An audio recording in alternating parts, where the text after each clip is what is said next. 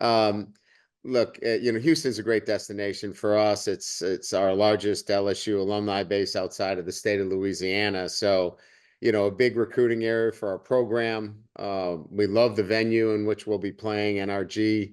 I think this is our third appearance in the Texas Bowl. I remember, just being named the head coach. I watched the 2021 Texas Bowl versus Kansas State from the press box. But this is a great opportunity for our team, to continue to build on the late season success.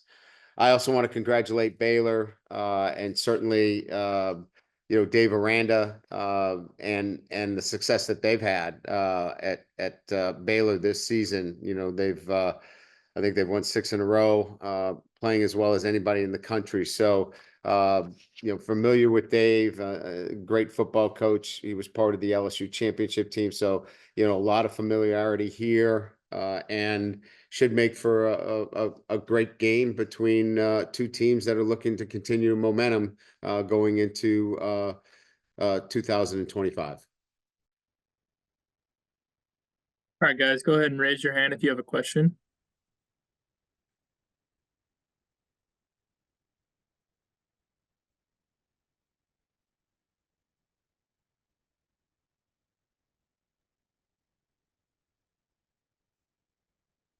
Anybody have a question? Go ahead, Jerry.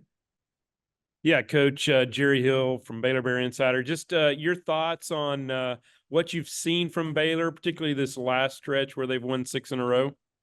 Yeah, efficiency on offense. I think Sawyer Robertson has been really, really good. They're really balanced on the offensive side of the ball.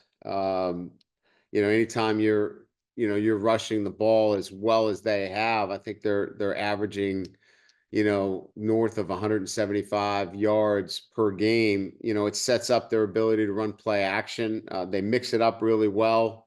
I think Jake's done a really good job of, getting the ball out on the perimeter, running the football with consistency. And again, I mean, you look at the efficiency on offense. I think that's kind of what stands out. And then it's like anything else. Defensively, trying to eliminate big plays. They've done a nice job. The past couple of months on the defensive side. We'll go to Glenn and then Michael and then Wilson. Yeah, hey coach. Good morning. Just wondering what kind of conversations maybe you've had with some of the seniors, guys that are, moving on or going to the draft about kind of about, playing in this bowl game and just kind of what participation you're expecting, I guess, from some of the older veteran guys in this bowl game. Yeah, we'll have some of the veterans that will play, and some have certainly made a decision that it's in their best interest not to play in the game. And we try to provide as much information as and I think we're pretty detailed and I think pretty transparent in terms of what we think is best for each one of our players. And then they meet with their agents and their family members and make the best decision. Here's what I know. The guys that will be fielding for this team will be 100% committed to getting a positive outcome. They'll be playing because they want to be playing. And that's really the most important thing, right? I mean, that you have a group of players that want to play for LSU and want to play to the standard. And so, yeah, we're going to have some guys that were playing against Oklahoma that won't be playing. And that's their choice. And we support them 100%.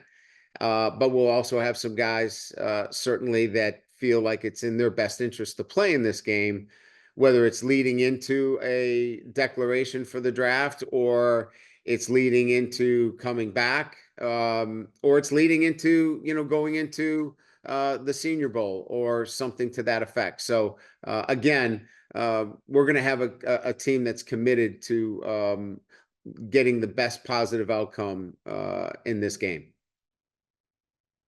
Hey, Brian, good morning. Yeah, to that effect, the last time y'all were in this bowl game, I think you were upstairs watching Brad field a team that had a wide receiver playing quarterback. So Yes. how much have you talk to Garrett, and how much can you share, or are you willing to share, I guess, about, where that process is with him, and your expectations for the quarterback position for this bowl game?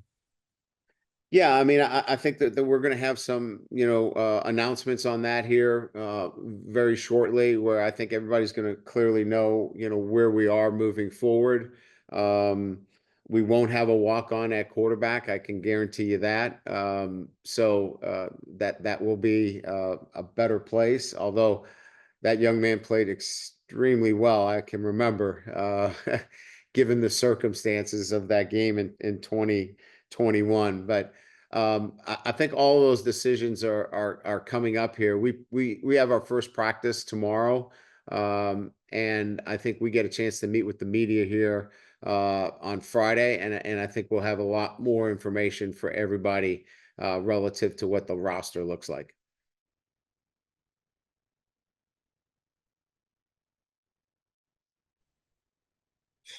Go ahead, Wilson.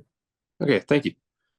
Brian, Will Campbell, it seems like he may have been played this last game. He's up for an award tonight and with the Lombardi. And just curious, when you look back over his 3-year career, what effect do you think he had on your program as you got started?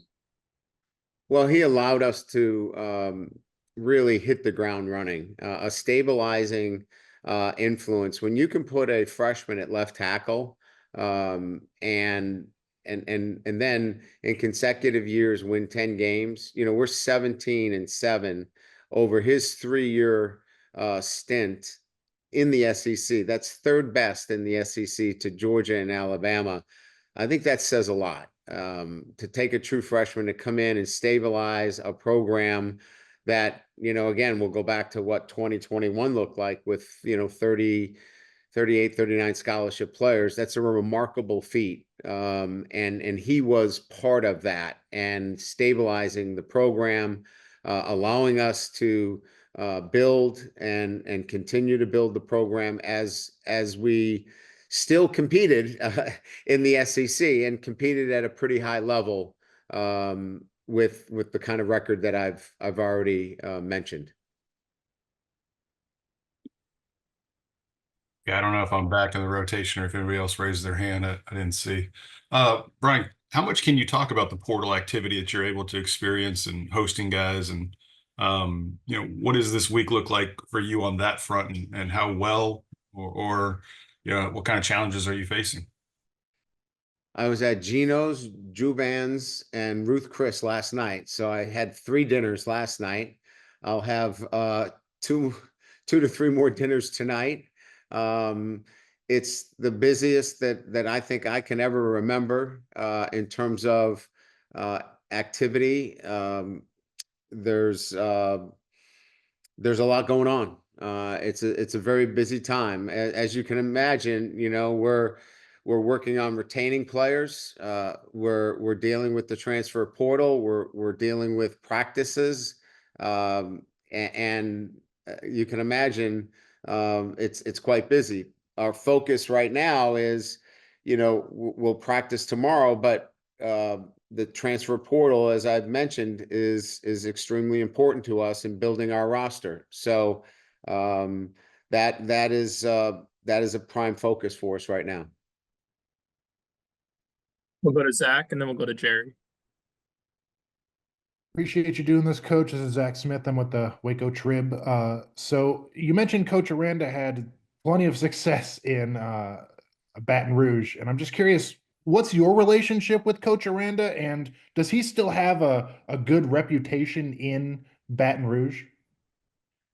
Yeah, he is thought of in a very positive manner. I think his personality, how he treated people. He left here with certainly he left on a high note, right? I mean, they won the national championship, but the way he treated people, look, in everything we do in life, it's how you leave, right? And I think the feelings that many people that I have run into feel as though he's a man of character, integrity, class, And that seems to resonate anytime his name is brought up. So, and he's a really good defensive coordinator. I mean, that helps, right? I mean, those two things, your work and then away from work, people talk in positive terms about Dave. Coach, this is Jerry Hill again. Just a question about you went through that 3-game losing streak. What did it take for you guys to kind of bounce back and get things going again? How big was that, considering you were top 10 in the college football playoffs until that losing streak, for you guys to finish like that? Yeah, I mean, it's recognizing, what are the things that are causing you not to get the positive outcomes. And as we looked at it more carefully, it really was about a more focused attention to the details. And in 3 of the games in this year, we had the lead or led in the fourth quarter. And so, we really just focused on and how we practiced late in our practice sessions, that we needed to have a more focused execution of our practice and needed to carry that over. And so it was really just going back to our process and saying, look, these are the things we need to do. We need to finish. And I think that's what we saw in the Vanderbilt game, and certainly in the Oklahoma game, that we finished the right way. And that's why we had the kind of outcomes we did. We'll go to Glenn, Michael, and then Wilson. Hey, Coach. A lot of the players that have entered the portal from your team are backups and even deep backups. But how surprised are you at some of the guys that starters like Daniels, maybe Pimpton could have been a starter, and are you re-recruiting those guys that are in the portal? Some of them. Yeah, I think the portal every year, I think there's always going to be one that, in your estimation, it just doesn't add up, right? I mean, the facts, the information, the things that lead to somebody going into the portal. I think you can look at, the body of work and say, let's help these guys find a spot, right? But I want these guys to end up where they can contribute, where they can help teams, and that's what I want to do for maybe 13 out of the 15 guys. There were a couple there that just didn't add up to us, but that's what happens when you have unlimited transfers, and sometimes those things happen, and you just have to continue to move forward and look to restock your roster based upon a couple of those. And that's kind of how we have to move forward each and every year now. And what would you recommend at those 3 dinner spots, and were there a salad or appetizer at some of those too?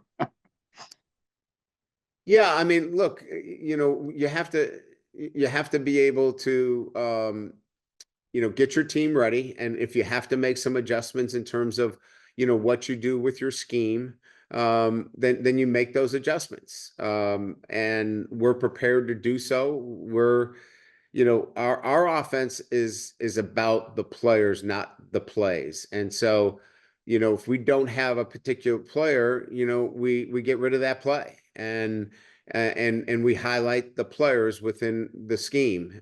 So we'll just do it a little bit differently, but we'll still be able to get the job done. Brian, I think after your Oklahoma Monday presser, there was probably oversimplification from a lot of us, myself included, saying that you had adjusted your stance on the portal or your approach towards the portal. How would you how would you characterize that, or what have you learned, I guess, in the last couple of years that's maybe helping you pivot or redirect your attention and dollars, honestly, in the portal? Yeah, I would agree. It wasn't a pivot. It was to say that if you want to be successful in major college football, you have to be supported financially now, in the portal. And it was really just a call to arms that, this is part of the development of a program. We developed our program, in one element with the foundation of freshmen.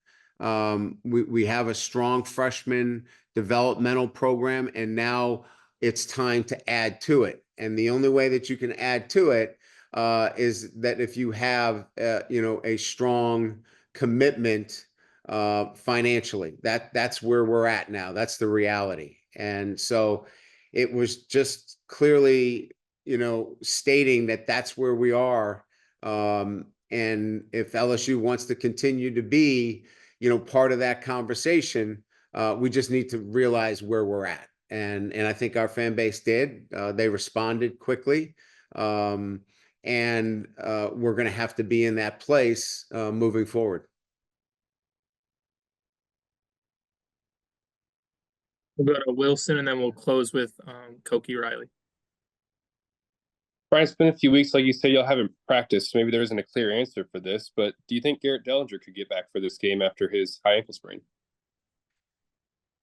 Yeah, I mean, I think physically he'd be able to. I think he's got to make a decision, and he has not yet, whether he's going to forego playing. But Wilson, in terms of the physical, he would be cleared to play.